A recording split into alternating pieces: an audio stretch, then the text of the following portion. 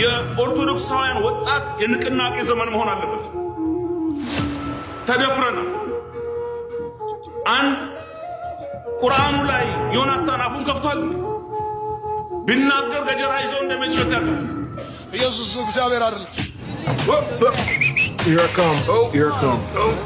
ኢየሱስ እግዚአብሔር ነው ተብሎ የተጠቀሰበት ተሰኛል ይላል። ድጥም ማድረግ ያሳያል። እረኞቻችንን ተከትለን ብቻ ሳይሆን ከእረኞቻችን ቀድመን ለመሞትና ለመሰዋት ዝግጁ ነን። እኛ የምንፈልገው እንደ አቡነ አብርሃም ከፊት ሆኖ መመሪያ የሚሰጥ ቤተክርስቲያኗ አትንኳል፣ ልጆች በዚህ መንገድ ሂዱ፣ በዚህ መንገድ ውጡ የሚለን ነው የምንፈልገው። እናቴ በጣም ትወደኛለች። የዶይን ያህል ግን አትወደኝ። ወልድኪ ነፍሳተ ሶባራየኪ በእሳተ ኩነኔ ዘሃሙ ማርያም ትብሊ በንቲ አዎሙ። 4 ኪሎ የሚገኘው ግዙፉ ደብር ቅድስት ሥላሴ ካቴድራል አንድ ሰው ሲሞት በዛ ቤተ ክርስቲያን ግቢ ውስጥ ለመቀበር ከፈለገ 500 ሺህ ብር ክፍያ መክፈል እንዳለበት ተሰምቷል። ስለዚህ ወቅታዊ መነጋገሪያ አጀንዳ መንስኤውንና ስለ ሁኔታውን በዝርዝር የምነግራችሁ ይሆናል። ሌሎች ሰሞንኛ ጉዳዮችንም ይዣለሁ። እስከ ቪዲዮቻችን ፍጻሜ አብራችሁን ቆዩም። አሳዛኝና አነጋጋሪ ዜና ተሰምቷል። የቅድስት ሥላሴ ቤተ ክርስቲያን የቀብር ክፍያ ጉዳይ ሰሞንኛ መነጋገሪያ ርዕስም ሆኗል። አዲስ አበባ አንጋፋ አርቲስት ፍሬሕይወት ባህሩን በዘላለማዊ እረፍት ለመሸኘት በቅድስት ሥላሴ ቤተ ክርስቲያን የቀብር ቦታ ለማስጠየቅ የሄዱ የሙያ ባልደረቦች እጅግ ከፍተኛ የዋጋ ተመን እንድትጠየቁም ገልጸዋል። ይህ የዋጋ ተመን በርካቶችን እያነጋገረም ይገኛል። ሪፖርቱ እንደሚያመላክተው አርቲስቷ ከባልደረቦቿ ጋር ጎን ለጎን እንድታርፍ ምን ማድረግ እንዳለባት ተጠይቆ የነበረ ሲሆን ምላሹ የሚከተለውም ሆኗል። ለቀብር ቦታ የተጠየቀው ከፍተኛ ክፍያም ፉካ ውስጥ ከሆነም 120 ሺህ ብር መክፈልና የቤተ ክርስቲያን አባል መሆኗን የሚያረጋግጥ ማስረጃ ማቅረብም ይገባል። ግቢ ውስጥ መሬት ላይ ከሆነ ደግሞ እዚያ ቤተ ክርስቲያን ውስጥ ለመቀበር 500 ሺህ ብር ወይም ግማሽ ሚሊዮን ብር መክፈል ግዴታ ሲሆን ይህ በብፁዕ ወቅዱስ ፓትርያርኩ ፍቃድ መሆንም አለበት ተብሏል። ሪፖርቱን ያቀረቡት አቶ ቴዲ ካሳም እንደገለጹት ቅድስት ሥላሴ ግቢ ውስጥ የቀብር ቦታ እንደሌለ የተነገራቸው ሲሆን ቦታ ያለው ጎረቤት ባለወልድ ቤተክርስቲያን መሆኑን ተነግሯቸዋል። ክፍያውንም ከፍሎ ለሚቀበር ሰው የቀብር አስፈጻሚ መኪና ጭምር ማቅረብ እንደሚችሉም ተነግሯቸዋል።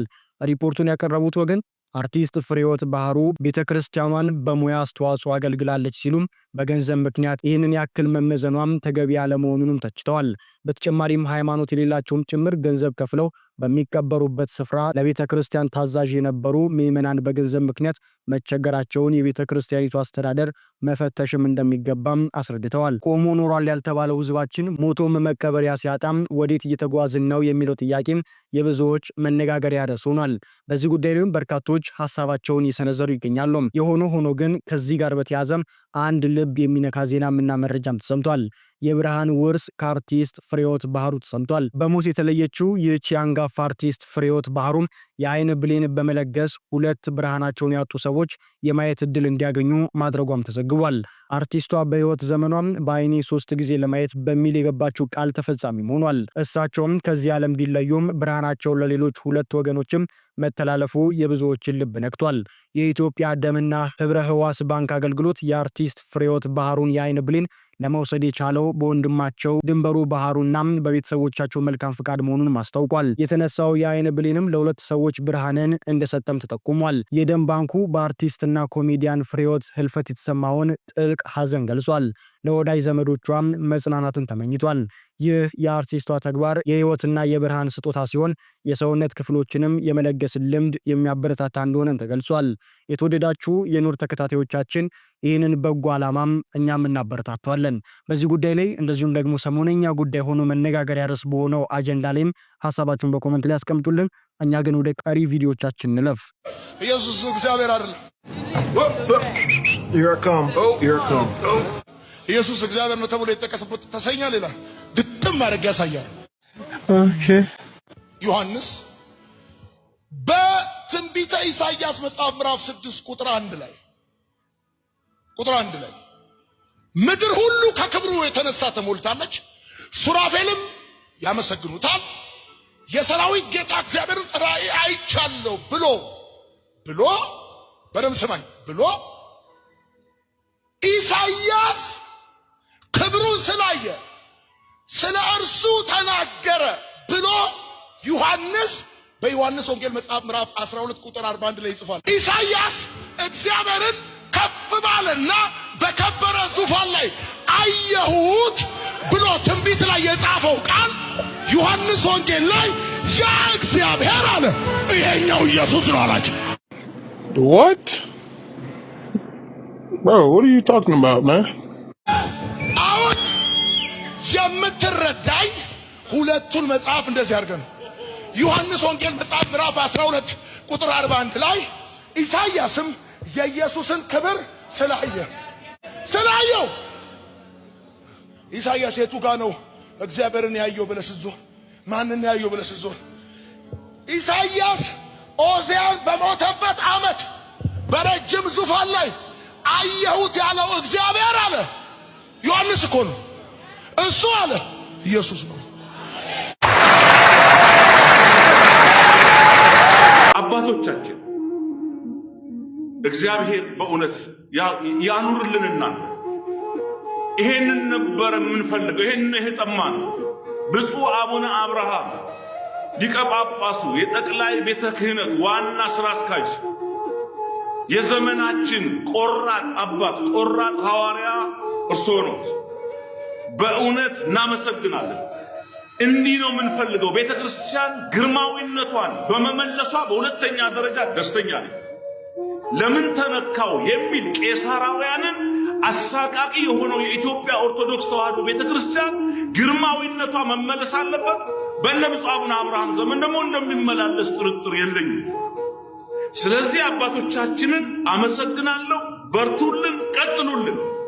እናንተ ቀድማችሁ አለን እያላችሁ ከፊት ስትዘምቱ እናንተ ከፊት ሆናችሁ በጎችን ስትመሩን እረኞቻችንን ተከትለን ብቻ ሳይሆን ከእረኞቻችን ቀድመን ለመሞትና ለመሰዋት ዝግጁ ነን። እኛ የምንፈልገው እንደ አቡነ አብርሃም ከፊት ሆኖ መመሪያ የሚሰጥ ቤተክርስቲያኗ አትንኳት፣ ልጆች በዚህ መንገድ ሂዱ፣ በዚህ መንገድ ውጡ የሚለን ነው የምንፈልገው። የምንፈልገው ደግሞ የተራብነው ይሄንን ነው። እንቀጥላለን። አባቶቻችን ቀጥሉበት። ሶስተኛ መናገር የምፈልገው ነገር አለ። ሶስተኛ ወጣቶች፣ አሁን የኦርቶዶክሳውያን ወጣት የንቅናቄ ዘመን መሆን አለበት። ተደፍረናል። አንድ ቁርአኑ ላይ ዮናታን አፉን ከፍቷል። ቢናገር ገጀራ ይዘው እንደሚድሉት ያውቃል። ዮናታን የራሱ ፓስተሮች ላይ ተናግሯል። ሐሰተኛ ነቢያት ላይ ሶፍት ሲያስበሉ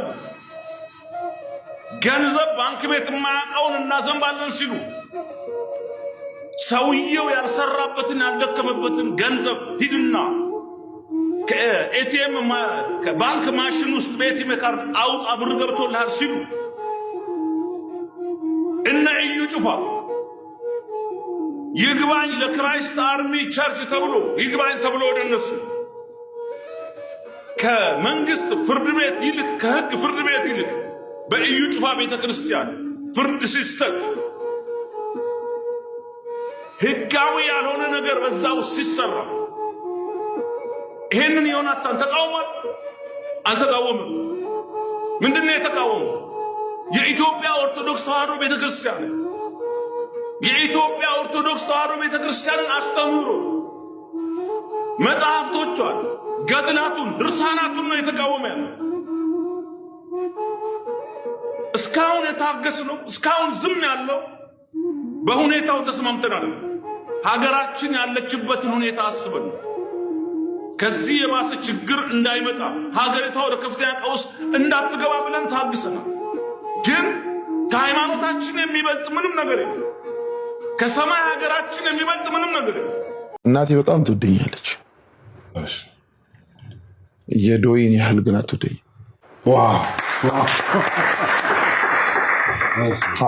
ኃይለኛ ነው ፍቅሯ። በጣም ኃይለኛ ፍቅር ነው ያላት ለኔ። እኔ በጣም ወዳታለሁ። በጣም ይገርማ ወዳት በጣም ቪዲዮ እናንተ ጋር ከደረሰ ሁላችሁም ሼር፣ ኮፒ ሊንክ ዲዩት አድርጉልኝ። በተቻላችሁ መጠን ሼር አድርጉልኝ። ዮናታን አክሊሉ እናቴ በጣም ትወደኛለች፣ ነገር ግን የዶዮ ምሮ ያክል ለኔ ግን የሚወደኝ ሰው የለም ይላል። ማለትም ዶዮ የዮናታን አክሊሉ ባለቤት ናት። የዮናታን አክሊሉ ባለቤት እኔን ትወደኛለች ከእናቴ በላይ አርጋ ነው የሚለው፣ ግን እናቱ እንደምትወደው ይናገራል። እናታችን ቅድስት ድንግል ማርያም ልጇን ኢየሱስ ክርስቶስን በደንብ ትወደዋለች።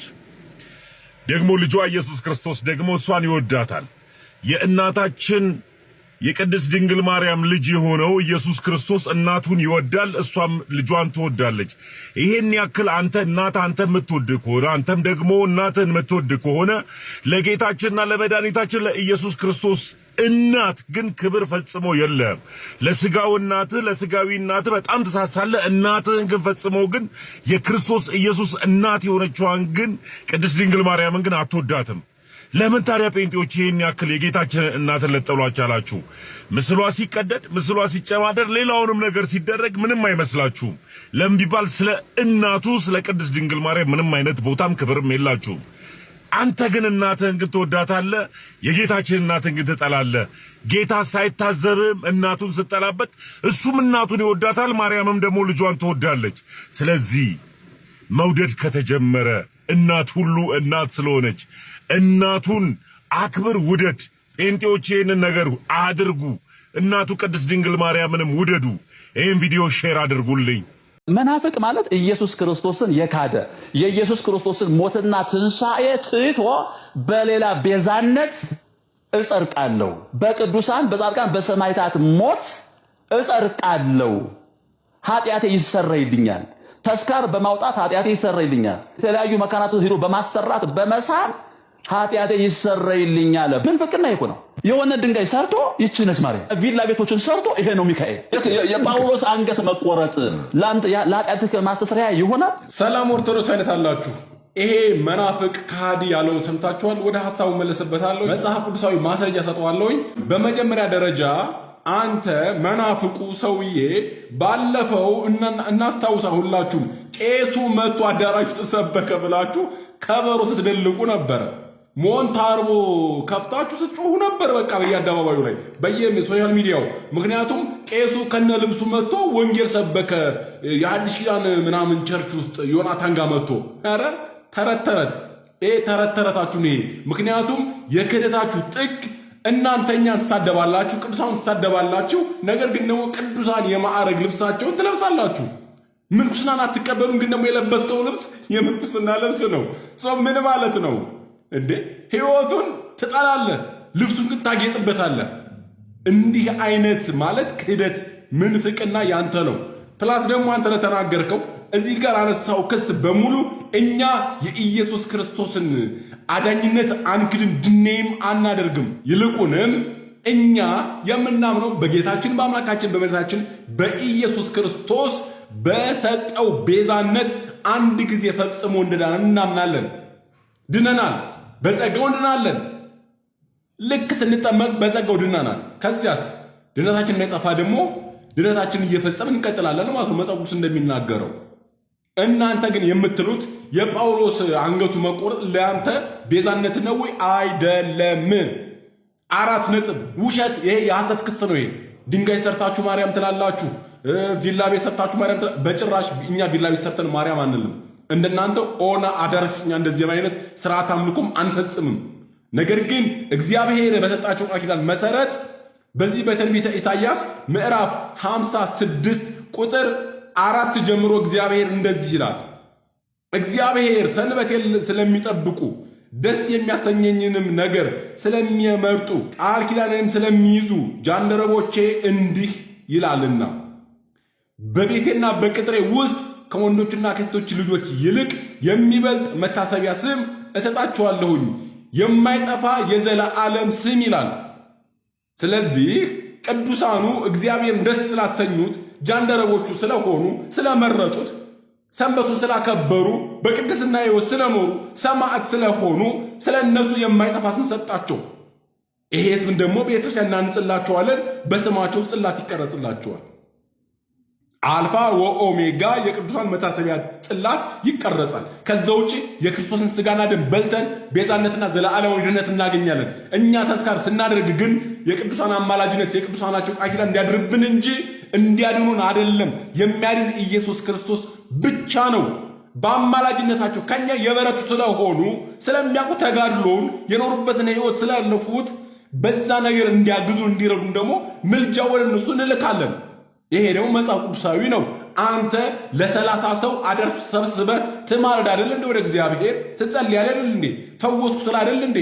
የውሸት የአጋንንት ትምህርት እያስተማርክ ያው ይህ መጽሐፍ ቅዱሳዊ በመስቀሉ የማታምን እግዚአብሔርን የካድክ ኃይሉን የካድክ የአምልኮ መልክ ግን ያለ ኃይሉን ግን የካድክ እዛ ውስጥ ገብተህ የውሸት ትምህርት ታስተምራለህ። እኛ ግን በትክክለኛው መጽሐፍ ቅዱስ በእግዚአብሔር ቃል እየተመራን የቅዱሳን አማላጅነት እንጠቀማለን። ይሄ ካተጠቀምክ የራስህ ጉዳይና የራስህ ጉዳይ ብቻና ብቻ ነው። የሚያድን ግን ኢየሱስ ክርስቶስ ብቻ ነው።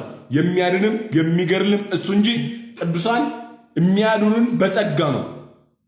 ቅዱሳን አማላጅነታቸው ለኛ የሚጠቅመን እንጂ ድህነት አይደለም። የነሱ ደም ለኛ ምናችንም አይደለም። የክርስቶስ ደም ብቻ ነው። ስለዚህ የሐሰት ክሳችሁን እዛ ሄዳችሁ ተረተረታችሁ ለሚሰሙት አዳራሽ ውስጥ ላሉት ለታጎሩት ለመንጎቻችሁ ይሄንን ንገሯቸው እንጂ እኛ ጋር ይሄ አይሰራም። በመረጃና ማስረጃ ነው የምንሄደው። እንቀጥላለን። እያየን ደግሞ እናንተን ማዋረዱን እንቀጥላለን።